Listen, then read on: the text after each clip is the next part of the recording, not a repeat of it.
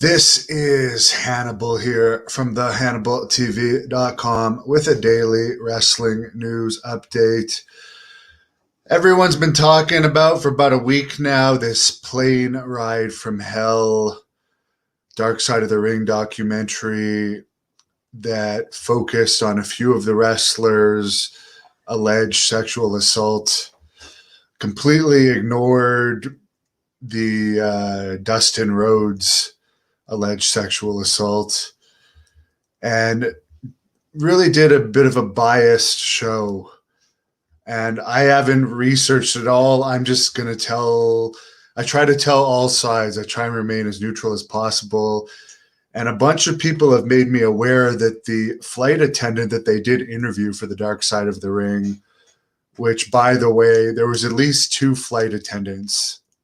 The other one was the one that had accused Dustin Rhodes of grabbing her and rubbing his dick against her sexually, making sexual comments to her. Heidi Doyle was the one that made the accusations against Ric Flair, where she alleged that he wanted her to grab his dick.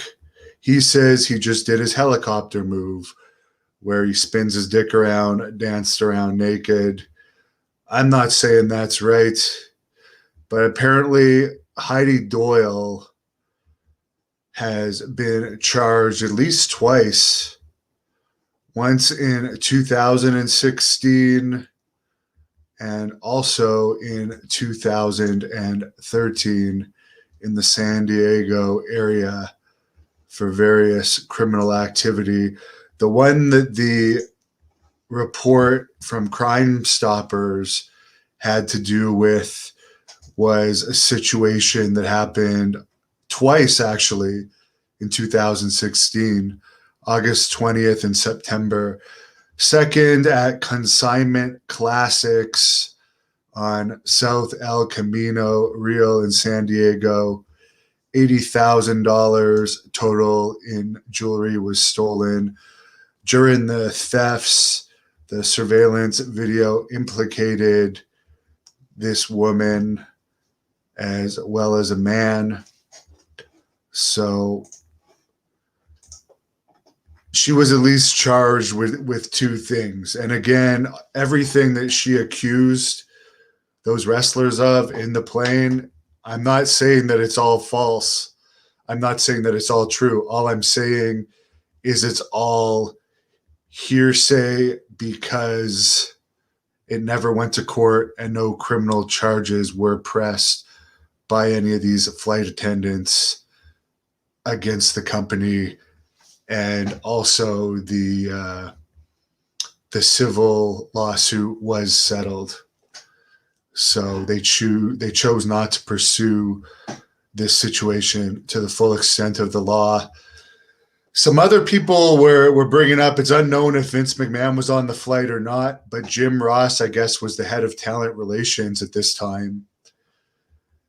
And I know that by 2004, it was Johnny Ace in charge of talent relations because that's when I started getting tryouts. I believe this happened in 2002. But I don't know how much longer Jim Ross lasted after this because he sure as hell did a shitty job of head as talent on this flight. I mean, if I run a wrestling company, I have since 2007, and I haven't always made the best decisions, but if I was in charge of a bunch of wrestlers on the plane, I would have put a stop to it long before all these incidents started to pile up. For instance, apparently they drank 3 carts of liquor. Justin Credible, who is an addict himself, by the way. I have 2 firsthand experiences witnessing Justin Credible and his various substance abuse issues.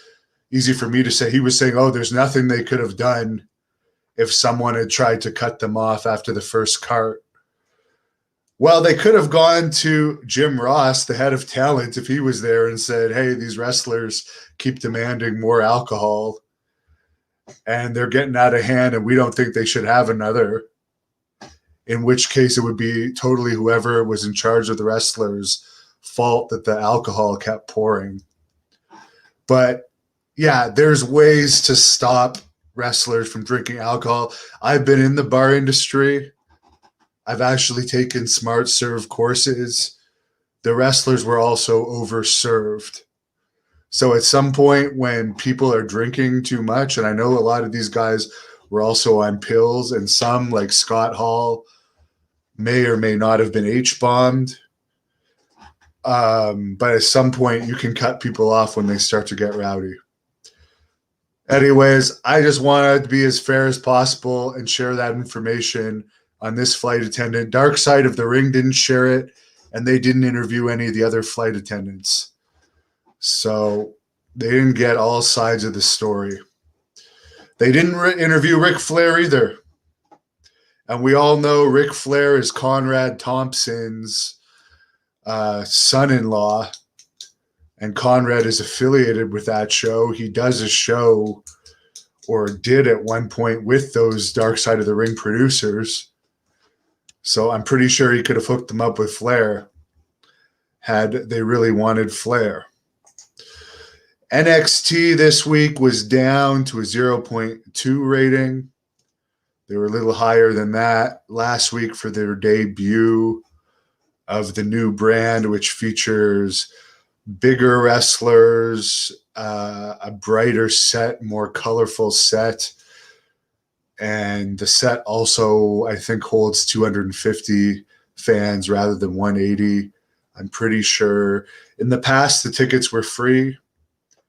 And one of the issues that, from what I understood, they were having with the old NXT was they were even having issues filling the 180 seats of free tickets. So Rick Steiner's son is doing well in NXT. I wish him good luck. I like to consider myself friends with both Steiner brothers. I would like to say, for the record, I did beat Rick Steiner. Back in 2016, the same year, this woman was charged of being a jewel thief. WWE apparently is going to settle this situation related to stockholders and a lot of allegedly shady stuff that went down in the Kingdom of Saudi Arabia. This was filed in September of 2020. The cases had been paused due to the settlement talks, but were officially reopened. So the doors of the settlement to go through. Apparently, unless something unforeseen happens, it appears the settlement will be finalized in the coming days. And I'll be happy about that because I'm actually a WWE stockholder. When they first got that huge stock deal worth hundreds of millions of dollars, with not the stock deal, when they first got their Fox TV deal and were rolling in money, I bought some of their stock. They still are rolling in money, by the way, figuring that it would keep going up because I was hearing that this was only the beginning. It's going to go up for a while with things like the Saudi Arabia deal, where they make huge money off of too, and the deal where the network was bought for $1 billion,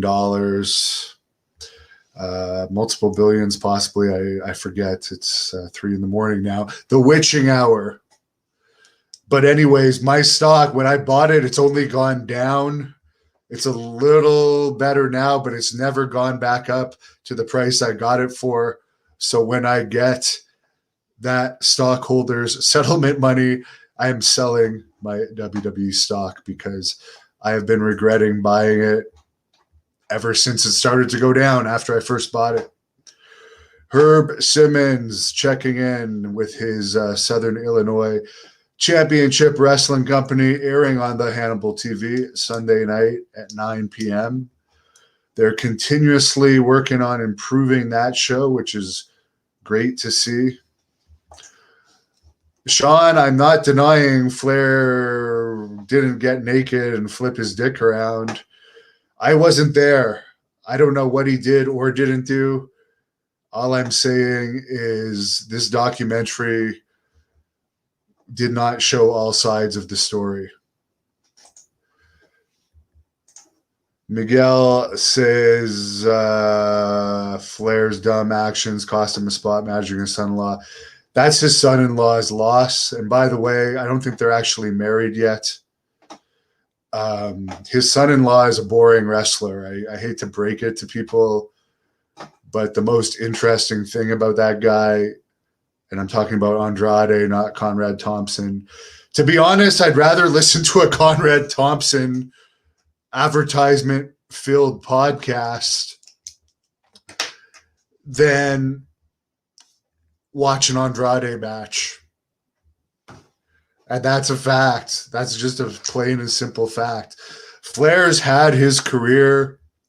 People can say he's done in wrestling. I'm not condoning anything he did, but Flair's accomplishments in wrestling are very, very difficult to be matched. He doesn't need to accomplish anything else in wrestling. And people outside of wrestling do not know about this news. This news I did not see it in mainstream news. Maybe in the US it's different, but I do follow a lot of the US news. Most people do not watch wrestling these days, let alone follow the inside wrestling news. That Dark Side of the Ring only got a 0.07 rating. So it didn't even get a 0.0. It got abysmal ratings. Although, keep in mind, they still did more than double what Impact usually do. But a 0.07 rating. It's not like this is public knowledge. This is like smart mark wrestling news talk. If Ric Flair continues to make independent and autograph appearances, his fans are still going to support him. That's my opinion on it. I mean, Invader actually killed Bruiser Brody, and he was still loved in Puerto Rico. He still is to this day. There's still fans that stick up for Chris Benoit, even though he murdered a woman and child. So to act like Ric Flair telling a woman to grab his dick, which was never proven in court, I'm not saying it did or didn't happen, but this is not going to really affect him too much in the long run. In my opinion, I don't know if he saved his money, but he made money. He'll still get royalties. Other jobs will come up for him. His daughter married the super rich Conrad Thompson. His other daughters, Charlotte Flair, David Flair has a good job from what I understand. He'll be taken care of. Alan said they should have put a stop to the antics of Bill DeMott. That would be a good Dark Side of the Ring. Definitely. I agree with that. And then they rehired him after all that. Sam Alba says great interviews. By the way, there's a new podcast that airs on this channel every Wednesday night at 10 p.m. Eastern with Butterbean, Boss Rutan, Rick Bassman, and Sean Reyes. And it's pretty good, and it's going to improve. And upcoming guests that they have on that podcast are going to include none other than Mick Foley, Ken Shamrock. Supposedly, they're going to try and have JBL and Mauro Ranallo on at the same time. Imagine that. Boss Rutan's good friends with Mauro, and apparently JBL told Rick Bassman this week that he wants to clear the air with Mauro on the podcast. So that would be quite something. And another something that I actually just talked to Rick about in Hawaii, where it's 6 hours earlier, before I did this podcast, is he's friends with Ric Flair, and Ric Flair is interested in appearing on his podcast. So that would be interesting. Kerpal is a fan of the helicopters. I do like Rob Van Dam's comment that he put on Twitter the other day saying he didn't want to see the helicopter. He just wanted to sleep. He didn't care about Rick flopping his dick around, because the way Tommy Dreamer talked about it. He was acting like all the boys love seeing the helicopter. It's like, I'm sorry, but if at this time Ric Flair's 50, I'm not going to be sitting there, do the helicopter, Rick. Come on, do it. Like, give me a break. Why the hell would any, like, I understand if you're gay, maybe you'd want to see that. But as a heterosexual male, I do not want to see males over 50 naked swinging around their junk. That's just, now we know what Tommy Dreamer finds entertaining, I guess. Miguel Rex Steiner is actually Rick Steiner's son, former football player. He actually looks very, very similar to Rick Steiner. Yes, Chris, Scott Steiner had a match with Jerry Lawler over the weekend. Someone also agrees that Andrade is, well, WWE let him out of his contract, so that shows you how much value they had to him. He wasn't a needle mover. Chiron says AEW sucks. Well, I am not a fan of AEW. I did watch some clips of their show last night from Arthur Ashe Stadium, where they did have a crowd of over 20,000.